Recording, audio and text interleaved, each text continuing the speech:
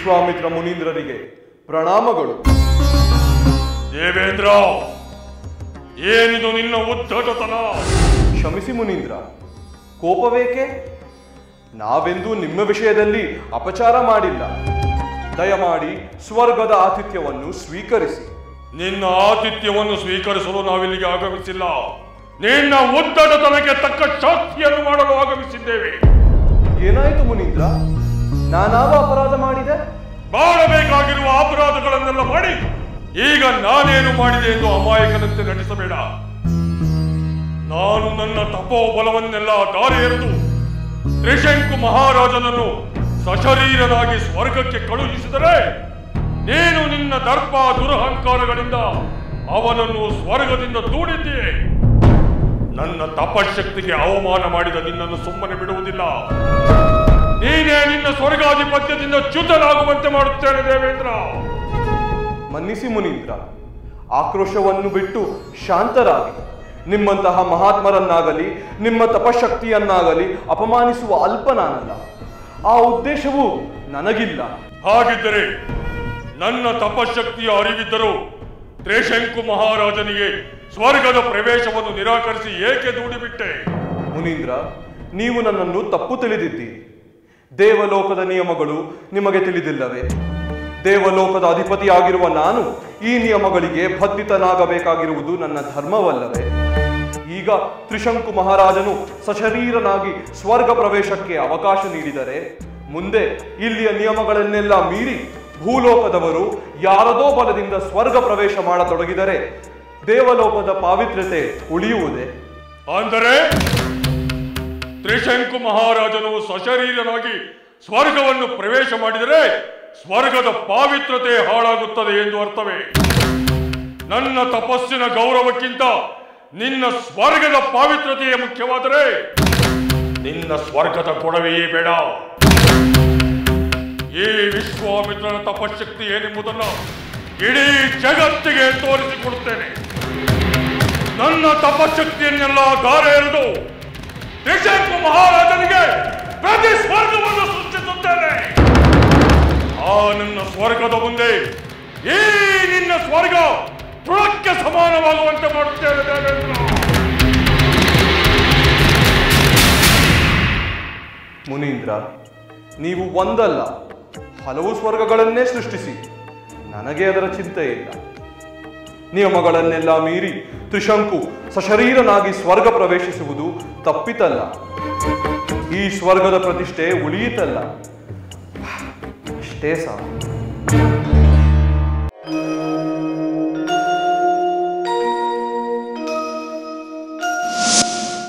ಮುನೀಂದ್ರ, ನಾನು ಈಗ ಸ್ವರ್ಗಲೋಕವನ್ನು ಪ್ರವೇಶಿಸಬಹುದಲ್ಲವೇ? ನಿಮ್ಮ ಶಕ್ತಿಗೆ ಹೆದರಿ ಆ ದೇವೇಂದ್ರ ನಾನು ಸ್ವರ್ಗಲೋಕಕ್ಕೆ ಪ್ರವೇಶಿಸಲು ಅನುಮತಿ ಕೊಟ್ಟನೆ? ಇಲ್ಲ ಮಹಾರಾಜ, ದೇವಲೋಕದ ನಿಯಮಗಳು ಅದಕ್ಕೆ ಅವಕಾಶ ನೀಡುವುದಿಲ್ಲವಂತೆ. ನೀನು ಸಶರೀರನಾಗಿ ಸ್ವರ್ಗಲೋಕವನ್ನು ಪ್ರವೇಶಿಸಿದರೆ ಅದು ಸ್ವರ್ಗಲೋಕದ ಪಾವಿತ್ರತೆಯನ್ನು ಹಾಳು ಮಾಡುವಂತೆ. ಅದಕ್ಕಾಗಿ ಆ ಸ್ವರ್ಗಲೋಕದ ಸಹವಾಸವೇ ಬೇಡವೆಂದು ತೀರ್ಮಾನಿಸಿದ್ದೇನೆ. ಮುನೀಂದ್ರ, ಹಾಗಾದರೆ ನನ್ನ ಬಯಕೆ ಸಫಲವಾಗುವುದಿಲ್ಲವೇ? ನಿಮ್ಮ ತಪಸ್ಸಿನ ಶಕ್ತಿ ನಿರರ್ಥಕವೇ? ಈ ವಿಶ್ವಾಮಿತ್ರನ ತಪಶಕ್ತಿ ನಿರರ್ಥಕವಾದ ಕ್ಷಣ ಇಡೀ ಬ್ರಹ್ಮಾಂಡವೇ ಸಿಡಿದು ಚೂರಾಗುವುದಿಲ್ಲ. ಚಿಂತಿಸಬೇಡ. ನೀನು ನಿನ್ನ ಅಭಿಲಾಷೆಯಂತೆಯೇ ಈ ನಿನ್ನ ಮರ್ತ್ಯ ಶರೀರದೊಂದಿಗೆ ಸ್ವರ್ಗ ಭೋಗಗಳನ್ನು ಅನುಭವಿಸುತ್ತೀ. ಈ ವಿಶ್ವಾಮಿತ್ರ ಕೊಟ್ಟ ಮಾತನ್ನೆಂದೂ ತಪ್ಪುವುದಿಲ್ಲ. ನಿನಗೆ ಮೇಲಿನ ಸ್ವರ್ಗವೂ ಬೇಡ, ಕೆಳಗಿನ ಈ ಭೂಮಿಯೂ ಬೇಡ. ಇಲ್ಲೇ ಈ ಅಂತರಿಕ್ಷದಲ್ಲೇ ಪ್ರತಿ ಸ್ವರ್ಗವನ್ನು ಸೃಷ್ಟಿಸಿಕೊಡುತ್ತೇನೆ.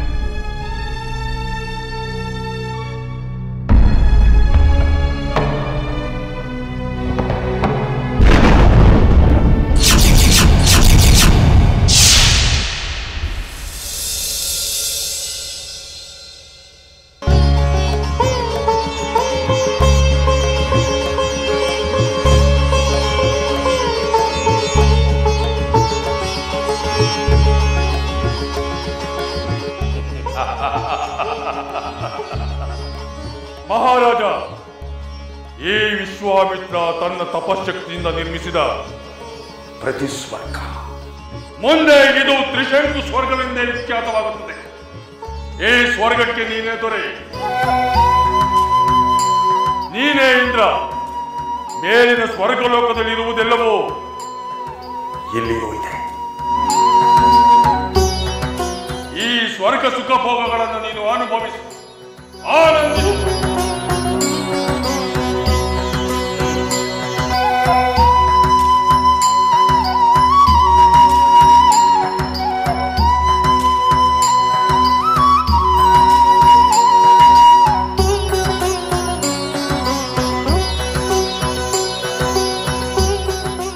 ತ್ರಿಶಂಕು ಮಹಾರಾಜ, ಈ ವಿಶ್ವಾಮಿತ್ರ ತನ್ನ ತಪಶಕ್ತಿಯಿಂದ ನಿರ್ಮಿಸಿದ ಈ ಸ್ವರ್ಗಕ್ಕೆ ನೀನೇ ಅಧಿಪತಿ.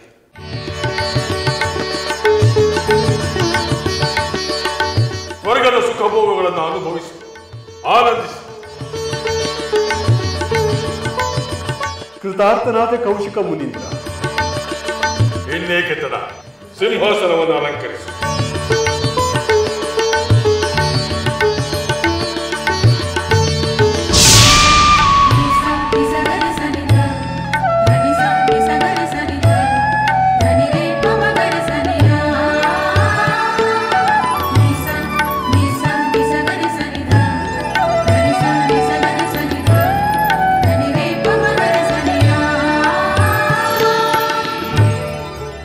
ಬ್ರಹ್ಮರ್ಷಿ ವಿಶ್ವಾಮಿತ್ರರ ಛಲವೆಂದರೆ ಛಲ.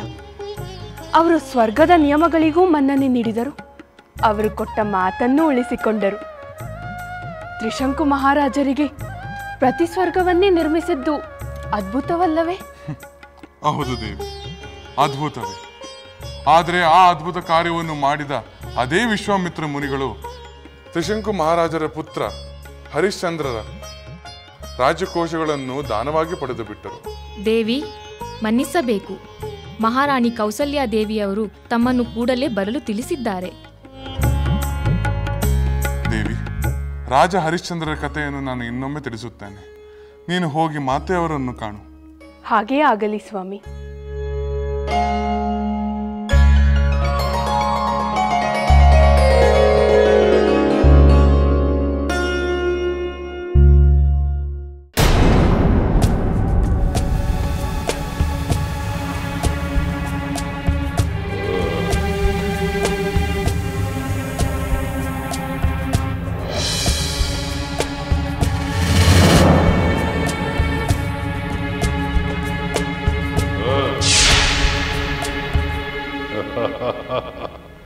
ಅಮೃತ ಕುಡಿದು ಅಮರನೆಂಬ ಅಹಂಕಾರದಿಂದ ಮೆರೆಯುತ್ತಿರುವ ಸುರಾಧಮ, ಏಕೆ ನನ್ನನ್ನು ಕಂಡೊಡನೆ ರೆಕ್ಕೆ ಕತ್ತರಿಸಿದ ಹಕ್ಕಿಯಂತೆ ಹೋರಾಡಲು ಉತ್ಸಾಹವೇ ಇಲ್ಲದೆ ನಿಂತಿರುವೆಯಲ್ಲ?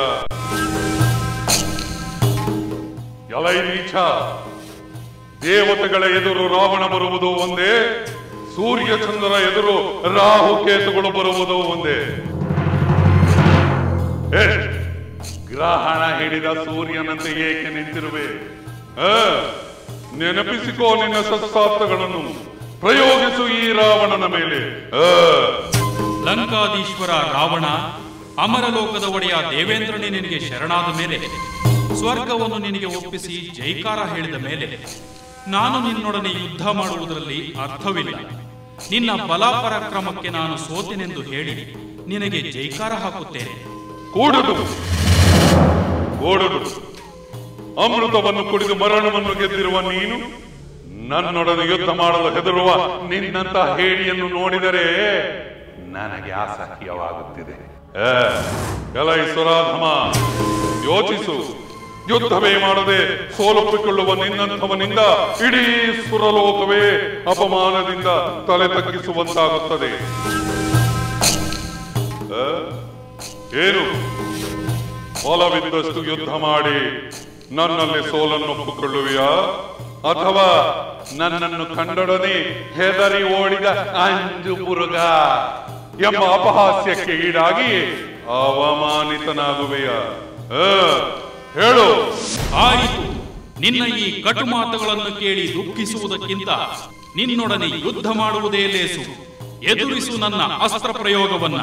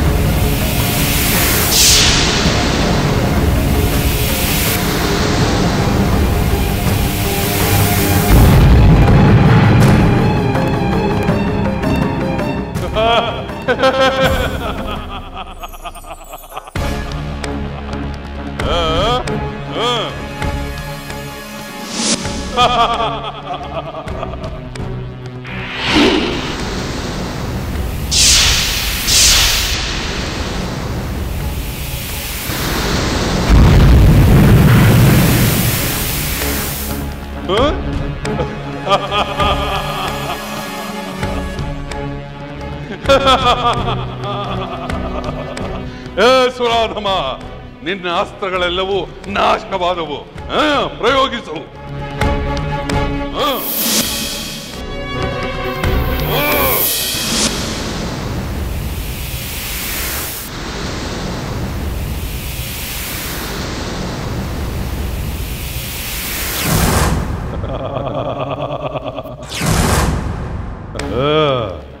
ಹೇಡಿ ಹೇಡಿ ಓಡಿ ಹೋದ ಸುರಾಧಮ.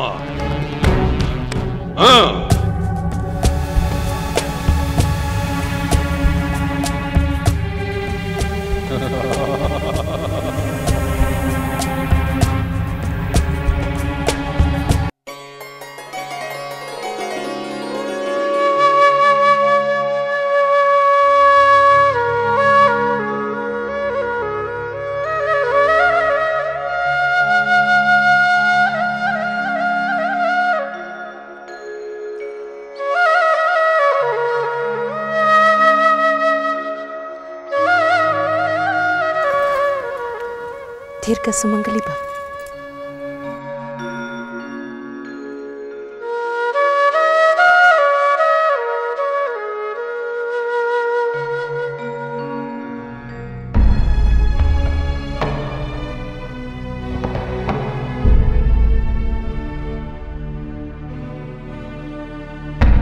ಮಾತೆ, ನನ್ನನ್ನು ಬರ ಹೇಳಿದ ಕಾರಣವೇನು? ಸೀತೆ, ಈ ಸುಮಂಗಲಿಗೆ ನಿನ್ನ ಕೈಯಿಂದಲೇ ದಾನ ಕೊಡಿಸಬೇಕು ಎನಿಸಿತು. ಅದಕ್ಕಾಗಿ ಕರೆಸಿಕೊಂಡೆ. ಈ ಆಭರಣಗಳನ್ನು ಮಾತೆಗೆ ಅರ್ಪಿಸಿ ಅವರ ಆಶೀರ್ವಾದವನ್ನು ಪಡೆದೆವು.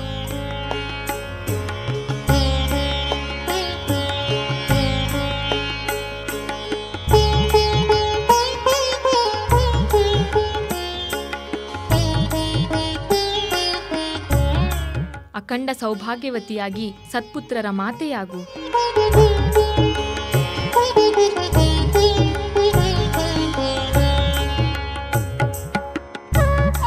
ಮಹಾರಾಣಿಯವರೇ, ನಿಜವಾಗ್ಲೂ ಈ ನಿಮ್ಮ ಸೊಸೆ ನಿಮ್ಮ ಅರಮನೆಯ ಭಾಗ್ಯದೇವತೆ. ನನಗಿನ್ನು ಹೋಗಿ ಬರಲು ಅಪ್ಪಣೆ ಕೊಡಿ ತಾಯಿ. ಆಯಿತು ತಾಯಿ, ಹೋಗಿ ಬನ್ನಿ. ನಿಮ್ಮ ಆಶೀರ್ವಾದವು ಸದಾ ನಮ್ಮ ಮೇಲೆ ಹೀಗೇ ಇರಲಿ.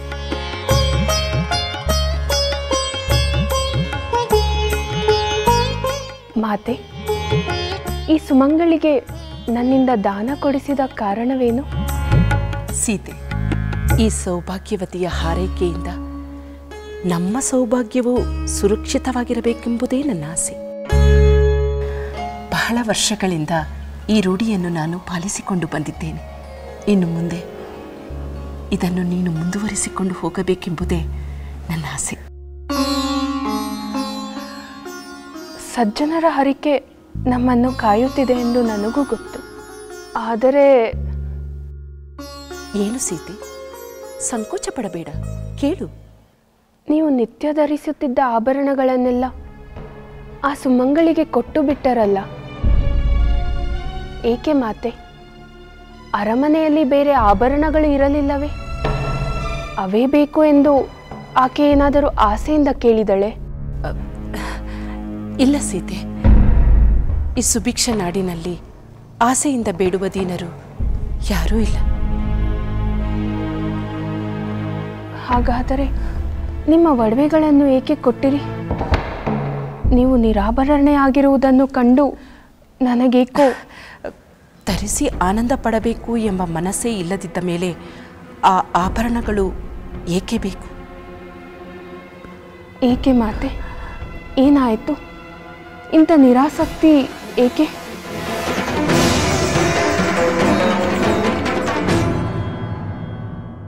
ಅಯ್ಯೋ, ಹೇಳಬೇಕಾದ ವಿಷಯವನ್ನೇ ಮರೆತು ಬಿಟ್ಟೆ. ಅದೇನು ಅಂತ ಮುಖ್ಯವಾದ ವಿಷಯ? ದೇವಿ, ನೀನು ನನ್ನ ಧರ್ಮಪತ್ನಿಯಾಗಿ ನನ್ನ ನಡವಳಿಕೆಯ ಬಗ್ಗೆ ನೀನು ಈ ರೀತಿ ಸಂದೇಹ ಪಡುವೆ ಎಂದು ನಾನು ಭಾವಿಸಿರಲಿಲ್ಲ. ಮಹಾರಾಜ, ಪ್ರಾಣಿ ಪಕ್ಷಿಗಳ ಮಾತನ್ನು ಕೇಳಿ ತಿಳಿಯುವ ಅಪರೂಪದ ವಿದ್ಯೆಯನ್ನು ನಿನಗೆ ಉಪದೇಶಿಸಿರುವೆ. ನೀನು ಈ ನಿಬಂಧನೆಯನ್ನು ಮೀರಿ ಯಾರಿಗಾದರೂ ತಿಳಿಸಿದರೆ ಕೂಡಲೇ ನಿನ್ನ ಮರಣ ಸಂಭವಿಸುತ್ತದೆ ಮಹಾರಾಜ.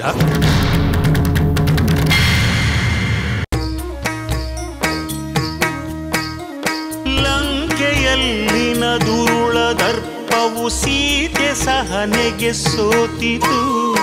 ಅಂಕೆ ಇರದ ಅಸುರ ಕುಲವು ರಾಮ ಬಾಣಕ್ಕೆ ಅಡಗಿತು.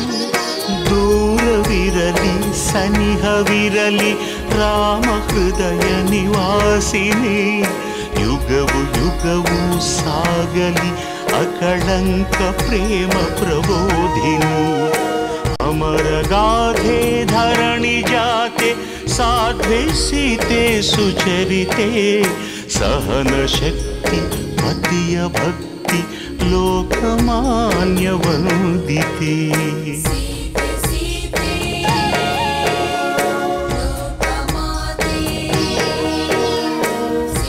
ರಾಮ ಹೃದಯ ನಿವಾಸಿನಿ ಅಕಳಂಕ ಪ್ರೇಮ ಪ್ರಬೋಧಿನಿ. ಸೀತೆ ಮಾತೆ